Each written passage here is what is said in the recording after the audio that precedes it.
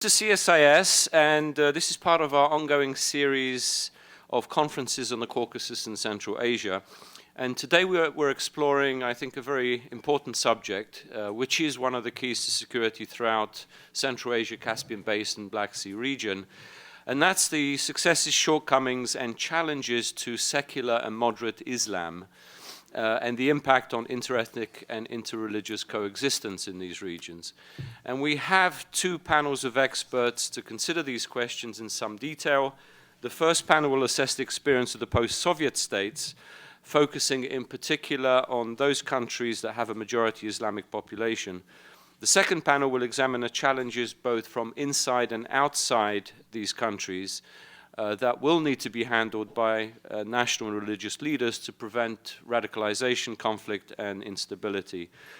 We also have our first special guest I'll introduce in a second, but first a few remarks from my co-chair, Ariel. Thank you, Janusz. Thank you all for coming. I do believe this is an important subject, a subject, in fact, that in my 20 years of professional activity in this city, did not get enough attention, especially with this geographic focus. I'm also delighted that Farah Pandit is a fellow Fletcherite, as I found out, and this makes it particularly pleasant. I would point out three major geographic areas that we need to pay attention to, especially in view of the current developments. The first one is what will happen in Central Asia after the US and allied withdrawal from Afghanistan. The different school of thoughts. There's a school of thought that thinks that both Afghanistan and Central Asian post-Soviet states are going to persevere and survive. I am a congenital pessimist. As someone who is born in the former Soviet Union, I'm allowed. I have a note from a doctor. The other school of thought is that of a chain reaction that starts with the collapse of the current arrangement in Afghanistan and then a development of something we've seen before 9/11 with a spillover effect into Central Asia. I do not need to elaborate now how dangerous that may be, not just for the five post-Soviet states, but also for other powers in the region, Russia, China, India, possibly Pakistan, and Iran. So that's another danger, but even furthermore, if Central Asia really becomes, God forbid, a center or a locus for extremism that may affect the US and our allies' interests around the world. The second geographic area is North Caucasus. In North Caucasus, we see the increase in extremism, especially after 96-99 period and into the Second Chechen War. The Russians applied heavy-handed tactics. I had a paper at the Heritage Foundation on the failing Russian strategies in North Caucasus, published this year. And the third one is the pressure from Iran on Azerbaijan, and that's something that we have a special guest later today here, and other speakers are going to address. So American interests are in stake throughout the former Soviet Union, directly connected to the issue of what kind of relationship between governments and the faith are going to develop there. And with that, I'll probably shut up and let the special guest and Janusz to run the show. Thank you, Ariel. Let me introduce Farah Pandit very quickly. She is the Special Representative to Muslim Communities in the US Department of State. Her office is responsible for executing Secretary Clinton's goal of engaging with Muslims around the world, both on a people-to-people and also organizational level. I was going to read your biography, but it's all printed out, so do read it. It's very interesting. You have fantastic experience. And the podium is yours. Thank you. Good morning. I actually would like to start today with a moment of silence. Today is, as you know, the anniversary of 9/11, and as I was driving over here from the State Department, was thinking about the beautiful sunny day that we have and what took place 11 years ago. So if you will join me in a moment of silence.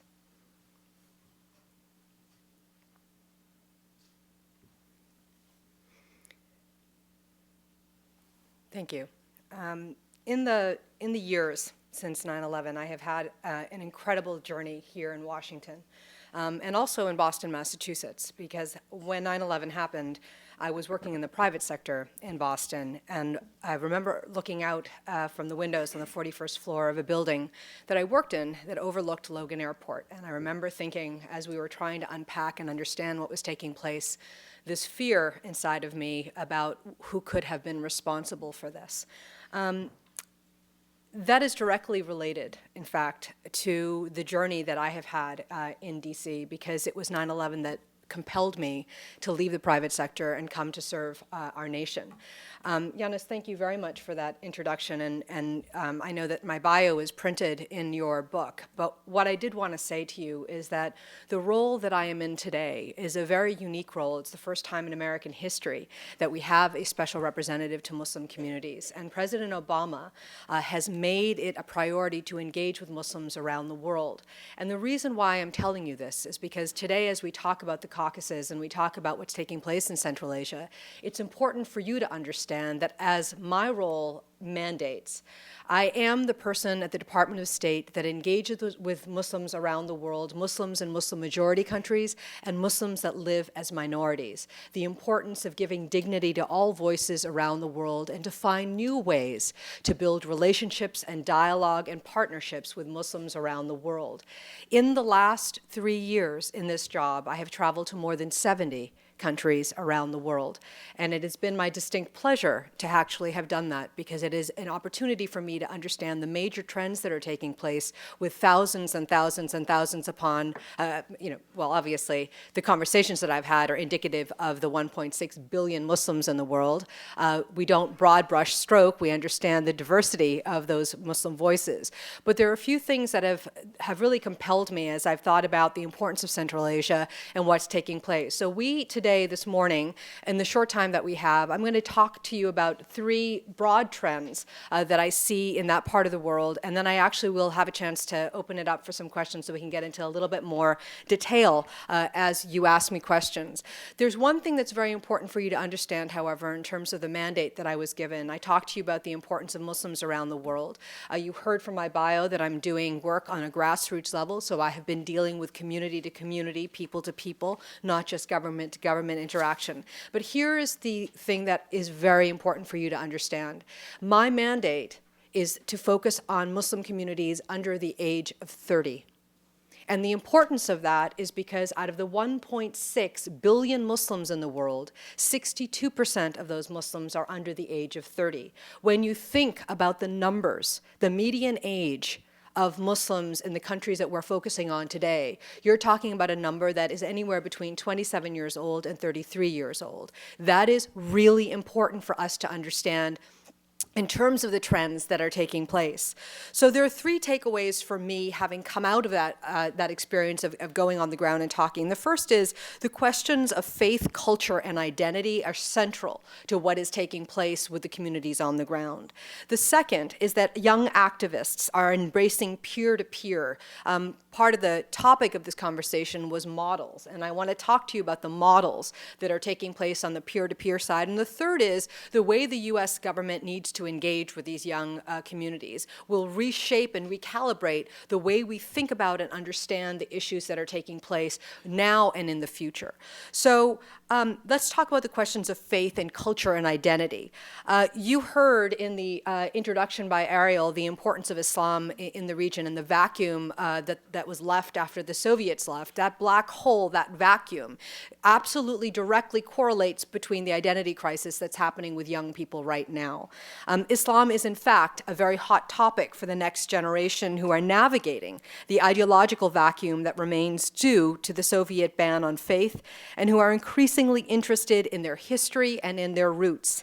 Young people are asking questions about how one should be Muslim, in a post-Soviet environment. Young Tajiks, for example, noted to me that they are turning to religion for two reasons. One, they want a spiritual outlet and they need something on which to focus since there are few jobs. That was repeated to me over and over again.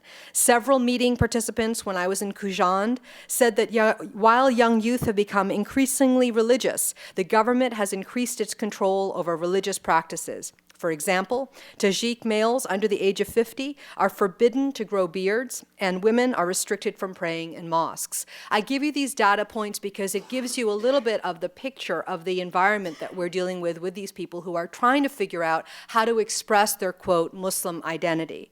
Another example from Tajikistan was the issue of religious expression, because it was front and center when I was there.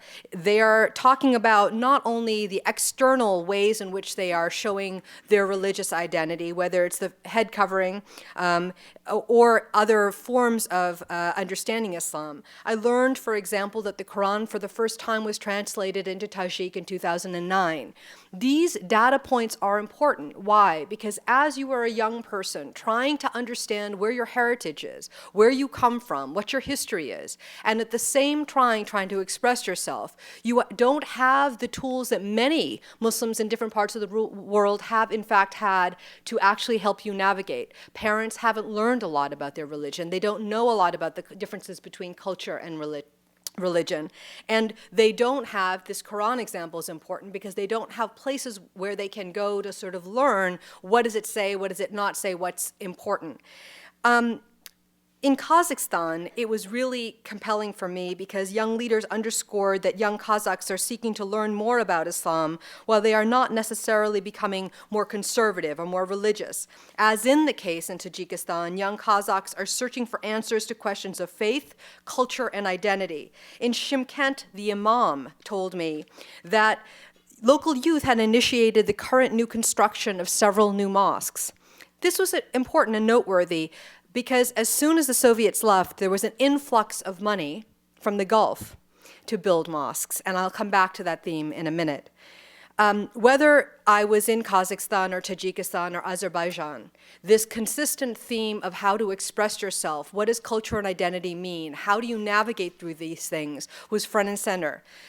A data point for you, just so you are aware, in Turkestan, which is a region in Kazakhstan, there was only, broadly, 25 mosques exist in Soviet Kazakhstan. Today, in 2012, there are more than 2,300 mosques. That gives you a very good sense of the growth and the interest of young people trying to talk about their identity. And in fact, this happened in the blogosphere as well. In each of the countries that I went to, I spent a lot of time talking with young bloggers, even though the context of blogging is very different in that part of the world. What they kept talking about was the number one topic that young people talked about was identity, their ethnic identity, and their religious identity. That was the first and most important topic, not jobs, not their role in the world, but their identity. I also talked about the importance of young activists understanding and embracing the peer-to-peer model. And I want to talk to you about this because this is part of the way in which we are constructing engagement with Muslims around the world in general. The value for a government to be able to interface with a population is limited. The examples that I have seen from around the world, including Central Asia and the Caucasus, are that young people want to hear from each other about what they're doing. This is a generation that are digital natives, that are used to, in a flash, understanding what people of their own age group are saying around the world. They are more likely to listen to each other than to listen to others, which is why it is so important that when you're focusing on the demographics of this region, you're understanding what young people have to say about their identity and what it means to be Muslim. And in fact, I'm talking about Muslims. Yes, I am the special representative to Muslim communities, but it is important to sort of broaden it in terms of religious respect, mutual respect, the different groups that we are talking about. I remember talking to a young person who said, our parents don't talk about religion. They are afraid when we go to the mosques, so we learn from each other. That is a direct quote.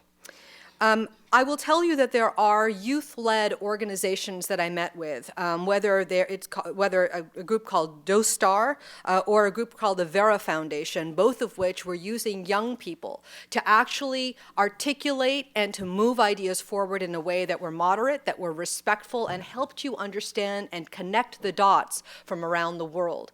Now, this peer-to-peer modeling is very important as we think about how to face some of the challenges that are taking place in that region of the world.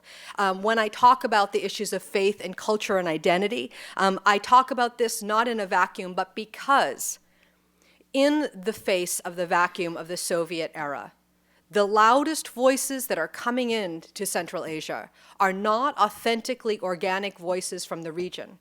They are voices that come from outside, that are preying, P-R-E-Y, preying upon the mindset of young people to make them think about themselves in a new way. There is a reason why governments are pushing back against a particular kind of dress. I am not condoning anything. I'm simply giving you the data that I've seen. As I came away from this part of the world and I understand this navigation of identity, it was so important for me to understand that cultures, the Ismailis in the Pamir Mountains, for example, or the Jews in Azerbaijan, or the Sunnis in a different part of the region, were all having the same conversation, which was, where did we come from, who are we today, and how are we going to be in the future? And I would say to you that as a US government person, and as we think about the programs that we have to employ on behalf of the US government, our embassies in this region of the world are reaching out, A, to the young generation because of the reasons I just told you, and being more creative about the way we're listening to their ideas to institute new programs and initiatives that give them voices so that we hear what's taking place on the ground. One of the things that is very important for me to stress is that Ariel spoke about this just briefly when he was talking about where geographically this region lives, who are their neighbors, what's taking place. The things that I'm talking about to you about this morning are not happening in a vacuum. The impact of the countries around them, and in fact, the impact of the conversations online from other parts of the world, are affecting the way these young people think about themselves. So what do we do about this? The challenges and the opportunities, I am not a pessimist, I'm actually an optimist. And I will tell you that the incredible passion and energy of the young generation to be heard was so compelling to me. Over and over again I heard, because oftentimes when I was traveling in these places, it was, you are the highest ranking senior government American official that has come to this part of the world, whatever village I was going to, whatever place I had decided to go, in years. Why are you taking an interest in us? Well, because you matter, because your history matters, because we respect you, because we want to hear what you have to say. The fact that they were asking me if we in America understood the unique differences of their heritage and their cultures, that we were not putting everybody in a monolith, was an important takeaway for me as a US government official. So what I would say to you in sum, because I know we only have a short amount of time, I want to get to the questions. The three things that I'm talking about in terms of the navigation of identity and culture and heritage, the peer-to-peer modeling, and the importance of the way US government does engagement is going to make a huge impact now and in the future for this part of the world. I find it very important and very actually supportive of sort of the things that I'm saying, to hear what Ariel has to say and to understand that you've made this a topic of discussion today. The role of ethnic minorities, specifically what's happening vis-a-vis Islam in this part of the world, isn't in a vacuum. It will make a difference for us, and it is part of the conversation that I have as special representative in my day-to-day work. So what I'd like to do is, we have a few minutes for questions. I've given you very broad things, but I would welcome more detailed questions from the audience. Yes, please.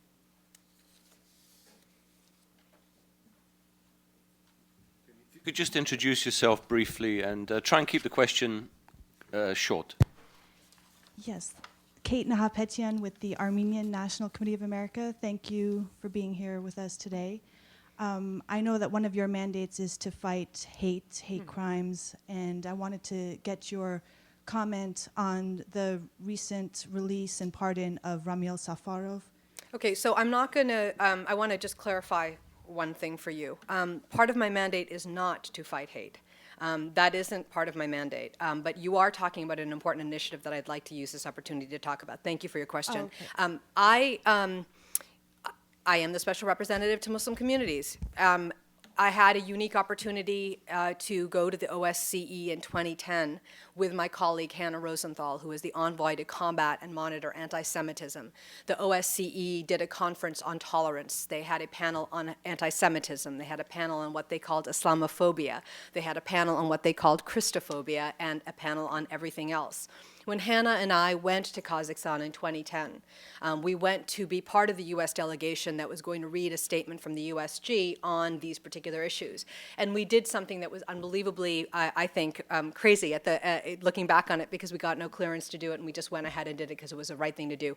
Hannah and I switched roles, and we changed our speeches so we had the same last paragraph. So when they called on the United States to speak about anti-Semitism, I stood up. And when they called on the United States to speak about Islamophobia, Hannah stood up. We ended with the same paragraph: hate is hate, no matter who the victim is. And this particular thing that happened in Kazakhstan at the OSCE, while Hannah's mandate is to monitor and combat anti-Semitism, my mandate is to engage with Muslims around the world. I don't do what the Democracy, Human Rights, and Labor part of the State Department does on the issues of hate and religious tolerance. So I wanted to be very clear with you. This event that happened in 2010 compelled and catalyzed both Hannah and myself to launch a campaign in 2011 called Hours Against Hate. It is a Facebook campaign asking young people around the world to volunteer 1 hour or more of their time to do something for someone who doesn't look like you, pray like you, or live like you. And we did it because the civil society people who attended that conference said, that was amazing what you did on behalf of the US government. Now give us something to do. And we took that very seriously. 2011 was a remarkable year for this campaign. We got thousands and thousands of hours of volunteer time from kids all over the world, from mayors, from sports stars, from celebrities. But what happened at the end of 2011 is that 7 NGOs from Britain said, we were so moved by the opportunity to push back against growing hatred around the world, which is, in fact, something very important for all of us to understand. It isn't just about Muslims. It's not just about Christians or Jews or blacks or whites. There is, in fact, growing hatred around the world in terms of the ideology. But these NGOs came to us and said, would it be okay if we went to the UK Olympic Committee to see whether or not this campaign could be part of the 2012 London Games? And we, in fact, were partners with the Olympic Games this past summer, the Paralympic Games. And if you're interested in the campaign because you care about pushing back against hate, if you go to facebook.com 2012, the new year, Hours Against Hate, you can learn more about that campaign. I appreciate you asking. It was a long way of answering your question. As the special representative to Muslim communities, I am not going to comment on that. The State Department has issued a statement on it, and I would urge you to go to the State Department website to hear more formal, official remarks on that. So, thank you. Yes. Margarita Asano with the Jamestown Foundation. My question is, do the governments in Central Asia and in the Caucasus, Muslim countries in the Caucasus and Central Asia, make enough effort to foster public debate on religion, to have public dialogue? That's everywhere. I'm not talking just within the individual religious communities, but on television, in public speeches, in schools, in public events, everything that possible that could be done. As the United States government, we are really hoping to see more robust, open conversations around the world on a wide range of things. We obviously support freedom of expression and open debate. I will say there's a lot of misunderstanding and a lot of fear around the issues that I talked about from governments. I gave you a couple of examples of policies that are taking place within governments because of a fear factor and a non-exploration of what it might be to express your identity rather than, you're turning everything off rather than talking about it. Where I would like to focus in terms of your question is what the young bloggers said to me. Because while there is not necessarily as much open debate and conversation and exploration as you might want offline, it's certainly happening online. And for the young people that are talking about these issues, they really are asking the kinds of questions that you hear from young people around the world in terms of who they want to be, what does it mean. What I get very nervous about, frankly, walking along the street, is that when you talk about debate, you want to be able to see a wide range of information for a young person to be able to use their mind and analyze who they are and what's being said on both sides. And you're not seeing that. So you're seeing a plethora of DVDs from certain parts of the world, of textbooks, of pamphlets, of tape cassettes, of things that you can just pick up that reek of hatred and extremism, rather than broadly examining the opportunity to get into a conversation about some of these issues from a more neutralized point of view. So you're asking the right question. You're just not seeing enough of a robust set of tools for the young person to have. The final thing I will say to you, though, that they said to me, the bloggers said to me, is, while you may not see that conversation happening offline, what young people are craving online is for people to give them examples from other parts of the world. What they want to know is, are we alone?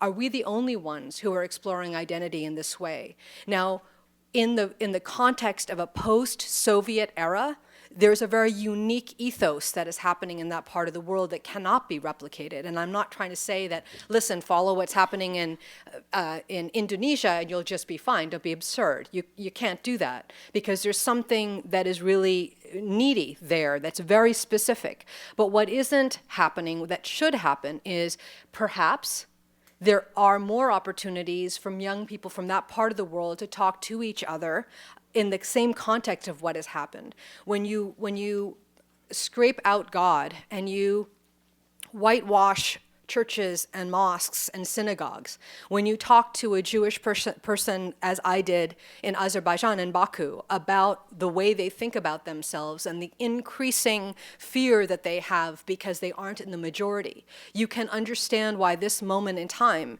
is so important for all of us to understand on that question that you're asking. We have to find ways to have an open conversation in a bigger way, and by the way, to hear the voices that are not just the majority.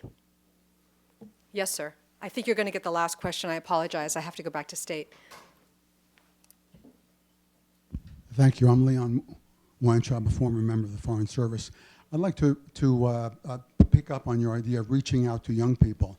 And I follow the press, but I'm not aware of authoritative voices within the world Muslim establishment or community to reach out to people and say, for example, that incidents like Boko Haram in Nigeria, or bombings in London, or bombings in Bali, wherever else they may be, that these do not, in fact, represent what is Islam. These are beyond the pale, outside the community, in an authoritative fashion, so young people can be open to these types of ideas. So are you on Twitter? Are you on Twitter? No. Sorry, if you would, I asked him if he was on Twitter. Here's what I want to say to you. When I started my comments today, I told you that 9/11 compelled me personally to leave the private sector and serve my nation as an American and as a Muslim and as an immigrant that came to this country when I was a small child, and understand the value and the importance of our Constitution and what this country means. It was very important for me to do something to give back. I didn't expect to be in Washington for 10 years. There is just no way I could have predicted that. But I remember very specifically when I served at the NSC, the question that you asked was the question we were always asking: where are the voices? Where are the credible voices that are pushing back against extremist ideology? Because government isn't credible. I am happy to tell you that in the journey over the course of the last 11 years since 9/11, there are waves of change that have happened. It's not happening fast enough, I agree, but there are far more organic, regular people who are speaking out, who have started initiatives that are online and offline that are pushing back against extremism. Whether it is a guy like Lukman Ali in Luton, UK, or it is the imam that is outside of Nigeria who is half Scottish and half Nigerian who is changing curriculums, or it is a hip-hop artist that is in our country that goes around the world that uses music to push back.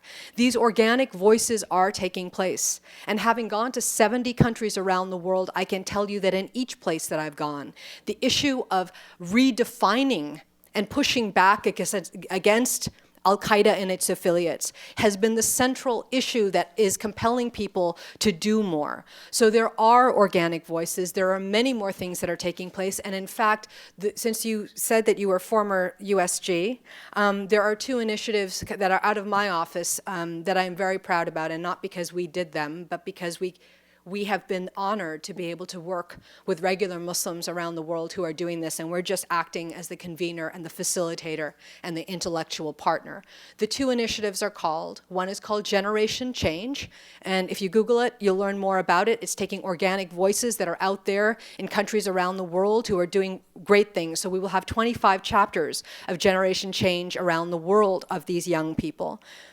One of which, by the way, is a young guy named Muhammad Ali, who is from the United States, who is going to meet Mogadishu to start a chapter of Generation Change to do exactly what you just said. And the other is called Viral Peace.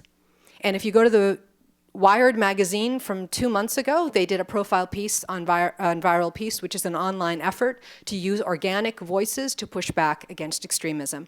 I could talk about this forever, and I apologize that I have to close, but I want to thank you for your questions and thank you for the opportunity to speak with you today. Thank you, Farah. We will have you for longer at some point. Great job. We're going to have a very fast turnaround, so I'll ask the first panelists and the commentator to come to the podium.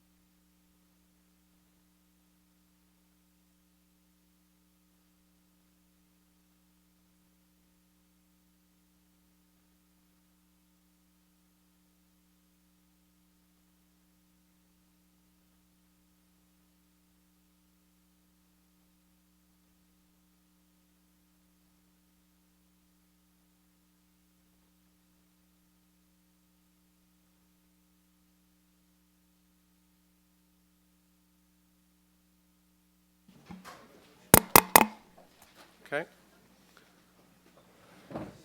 Ladies and gentlemen, good morning. My name is Ariel Cohen, and I too went to the Fletcher School.